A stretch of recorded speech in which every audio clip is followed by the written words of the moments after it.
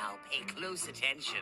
This isn't something you see every day. Welcome back, y'all. And today I want to talk about the G.I. Joe classified series, Cobra ZANDAR. Now, this guy is number 146 in the line, and I've been waiting for him to come out for a while because he definitely completes my dreadnoughts. So, that being said, here he is in the box. Here's some side art. Here's pictures on the back. And then, of course, QR code to hell, which takes you absolutely nowhere. Anyway, with all that being said, let's get Zandar out of the box. Let's talk about him.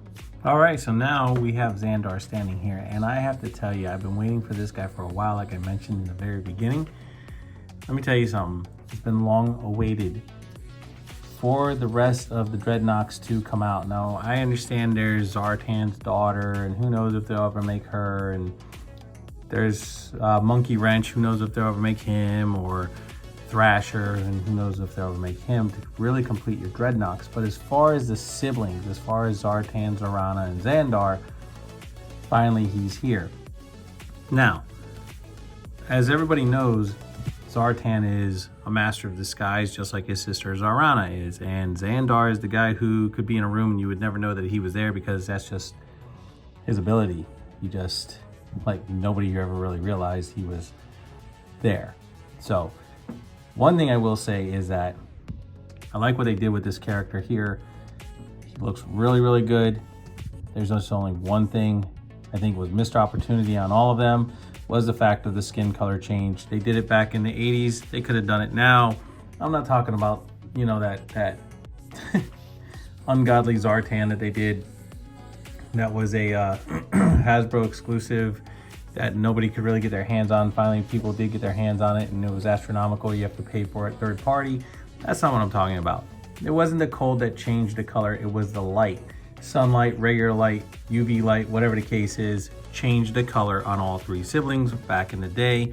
And Hasbro had that ability. They could have still incorporated it into the plastic to this day, which would have been really awesome for them to do. Now, granted, I know I'm going on a little bit of a tangent here, but this guy here, he has a little bit of modernization to him, along with his Kevlar vest and so on and so forth. You probably can remove this without having any issue and make him the way he originally was, which was pretty much shirtless. Now, he does still have his bandana going across, which is actually Zarana's shirt. So that's pretty cool that he actually still has that. Little tattoo on the forearm here, which we're gonna go over here in a second. But he does come with a few things, which we will get into the accessories. But first and foremost, let's take a look at this head sculpt. And looking at this guy, he kind of reminds me a little bit of Zandar from, you know, the not so much as a cartoon as much as he did from the comic book, but he also has a resemblance to, he reminds me of Robert Pattinson a little bit, the way that he looks. But otherwise, great looking head sculpt. Love the tattoos on the face there, or scars, whatever they're supposed to be. The hair, nicely done. Bandana with the ties in the back. I mean, headband, whatever you want to call it. Do like the fact of the way they did this Kevlar vest on him, because of course, you know, he's going to be going into battle. He has to be able to protect himself. The other cool thing is his pauldrons here on his shoulders. I like the skulls. Now the skulls are reminiscent to kind of like the Dreadnought skull emblem, or maybe he's friends with Shao Kahn from Mortal Kombat, either one.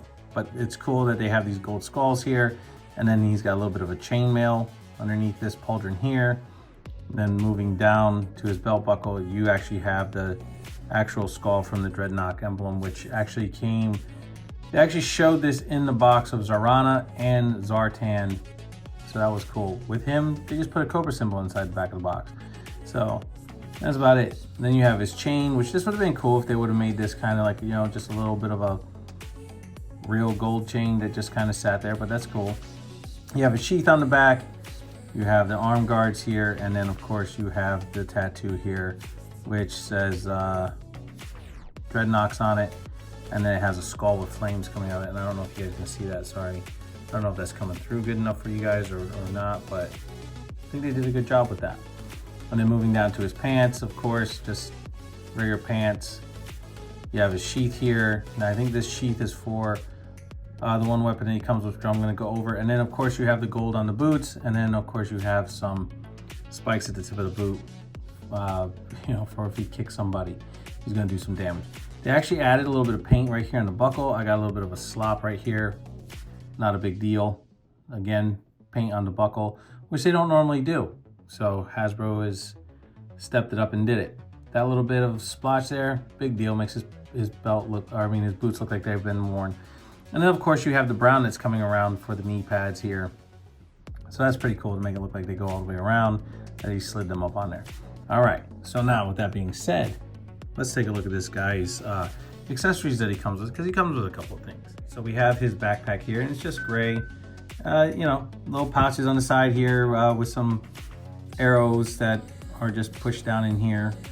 And that's it. There's really not much to it. Plugs into the back. That's it. We have his little dagger here. And it's actually unique the way they did this one. It kind of has the little sides here, round sides to protect the hand. And then the blade itself, kind of like a sort of omens in dagger form. That's actually pretty cool. I mean, if you had a small sort of omens, you probably could put it into his hands and that'd be pretty neat. Next we have his handgun. And it's just, I mean, it's not a typical looking handgun. It's definitely a little different, but it's just, there's not too much detail on it like some of the others that we've seen in the past. But otherwise, it's a cool looking handgun. Looks like the plastic is just kind of melted here, the way they did it for the detail, compared to this side here. But then again, you know, it's just the way they did it. No open port really for any blast effects or anything like that, but that's cool.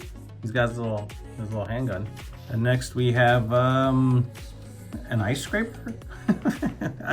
I don't know. I mean, it's a crazy looking blade. Just, yeah, reminds me of like an ice scraper. I don't know. I mean, it's definitely a different type of weapon, that's for sure, but it's different, you know, for him to use. I don't know, grill cleaner. I don't know what you would call this thing before. I've never seen a weapon like this, but otherwise, it's a cool weapon.